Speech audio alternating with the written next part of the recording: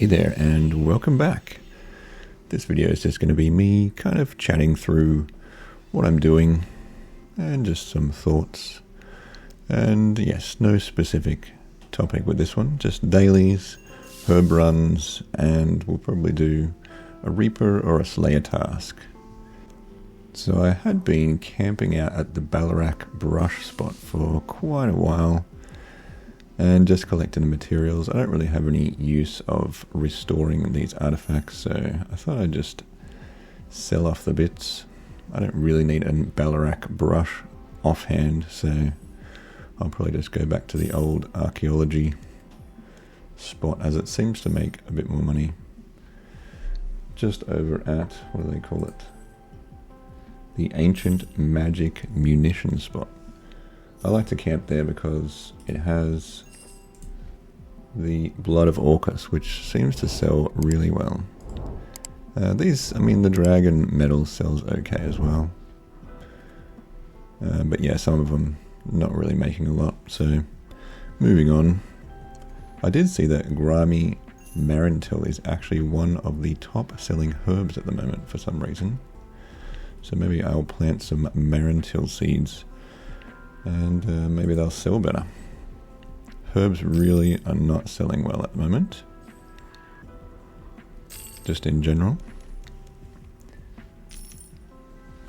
I notice on the comments sometimes that people are very, very negative about Runescape 3 for some reason. They're like, why do you play Runescape 3? No one plays it anymore. It's like, I just play it because it is fun.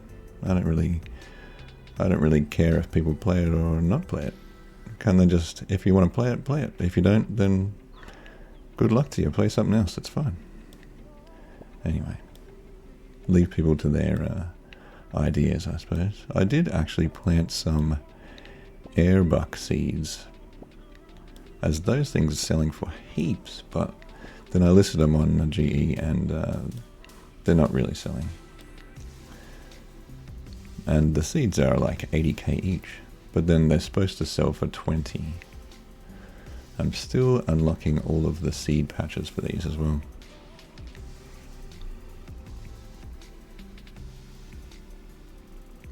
With this run, I'm just doing this patch, and then I'll probably do the wilderness patch. So it says 20k each for airbucks, that's if you can sell them.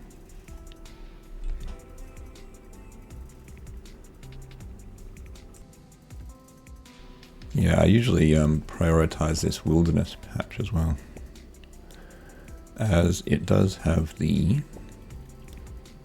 bloodweeds, which also seem to sell okay, even though all the herbs aren't really selling that well at the moment.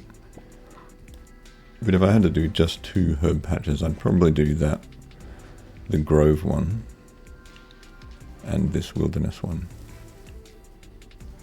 Especially after I unlock all of these additional seeds, then it'll make it worth it. Maybe that's why the prices have come down so much. Or is it just people don't need these herbs?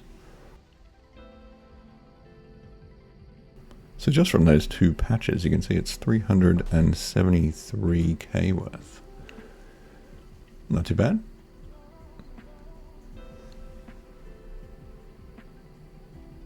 Other people doing herb runs, very good.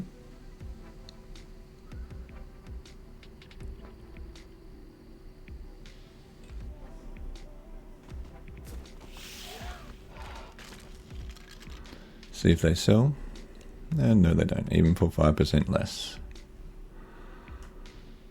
My Ballarat sash brush has not bought for 50 mil yet either. Come on, someone sell it, and then I don't have to grind. Now I'm going to go check the invention machines. I know that you don't actually have to go here, you can check them from Fort 4 and 3, but I like to walk around the machines anyway. This is like a weekly run almost.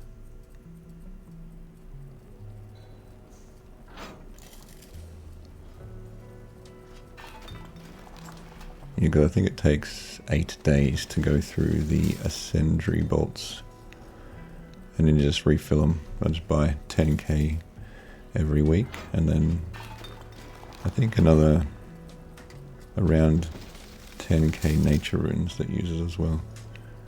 It's probably not exactly correct, but then yes, we got, was it 80 mil from them. And I have been neglecting my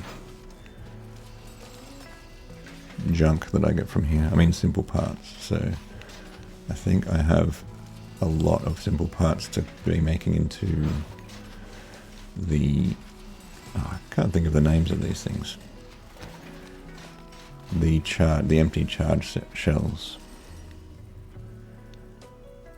And then yeah, you just buy the teak. I think it's teak logs at the moment.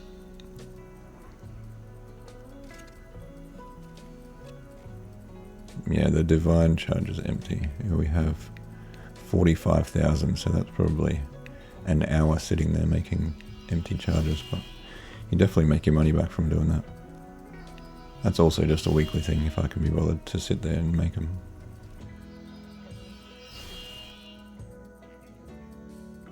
That's enough of them for the day.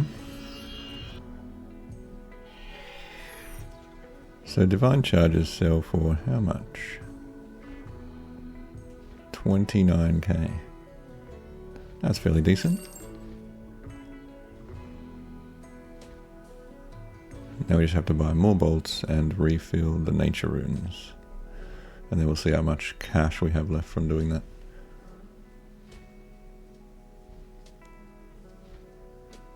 Well, the Ascendary bolts usually maintain a fairly steady price. And then just refill the teak logs. Usually need about 5k, maybe 10. I just sit them there at a pretty low price and just they usually buy after a while. And then we just need nature runes.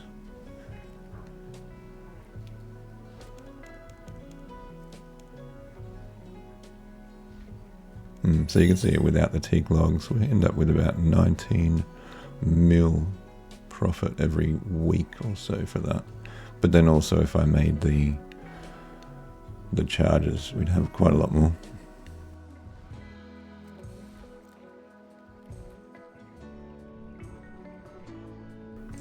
I have been actually staying away from the beach this week, as it's kind of depressing just to sit in the dungeoneering hole all week.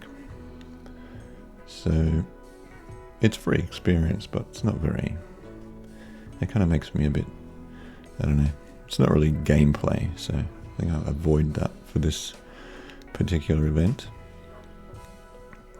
Let's see what Reaper task we will get. And I'm skipping all the hard ones. I don't even know what Rex Matriarchs is. Is that the Osseous? Maybe. Vindicta and Gorvek. I do actually know how to do that one, so that's probably a good pick for today.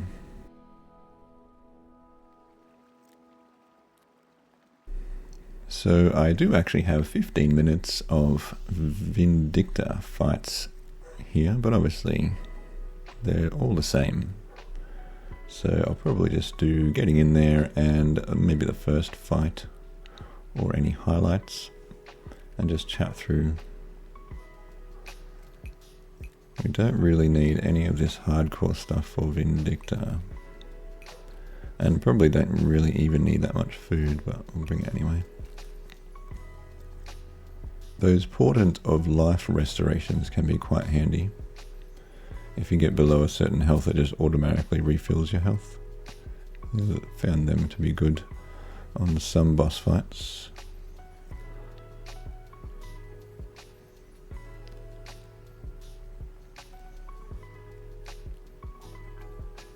Just the usual necromancy gear for this one. And I forgot to refill my prayer, of course. So I think we do the first fight with no prayer. After we get rid of 40 of these mobs out here. I'll skip past that bit.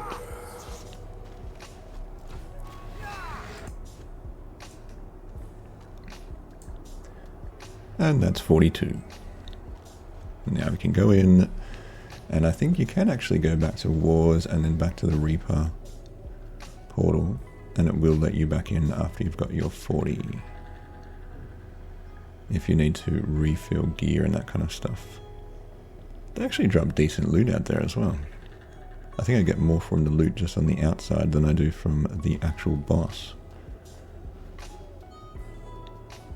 If you can be bothered disenchanting it or disassembling it.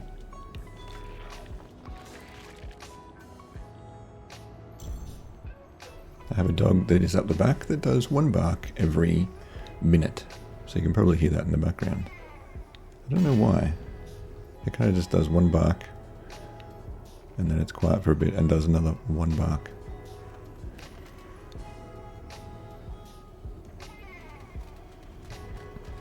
And the first, who is this, Gorvek or Vindicta? Which one is the dragon? And I didn't have any prayer on this first fight.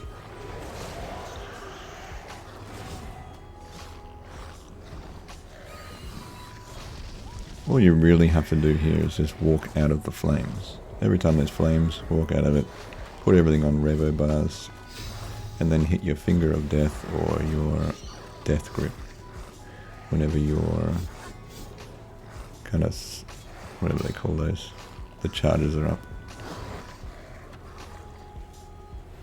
And then we just keep moving around and get out of the flames. Not that I'm very good at doing a tutorial for this boss, obviously, but this is just what I do. Shouldn't even really need to use too much food with this. Just out of the flames and just keep attacking him. And the problem with this boss is he never really drops anything decent, that I've seen anyway.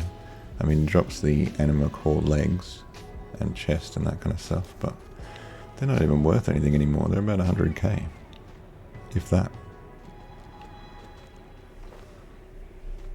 What have we got? 7 to go. I think we'll skip to the end fight.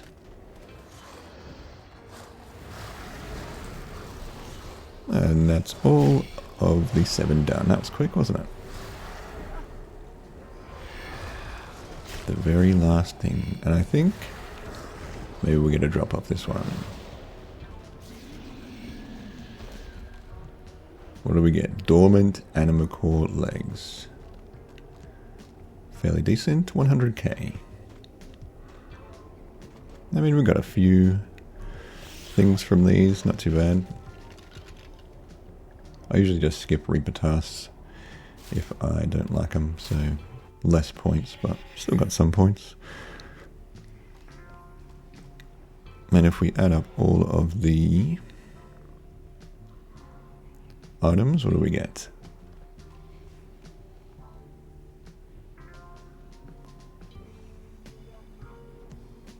Rune salvages, no, we can't sell them. What do we use those seals for? I don't even know.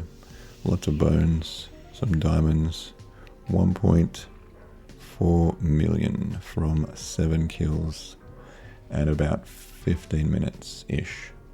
Not including getting the time to get in there. So yes, that is the video for today. Hopefully you enjoyed watching, and I will see you in the next one.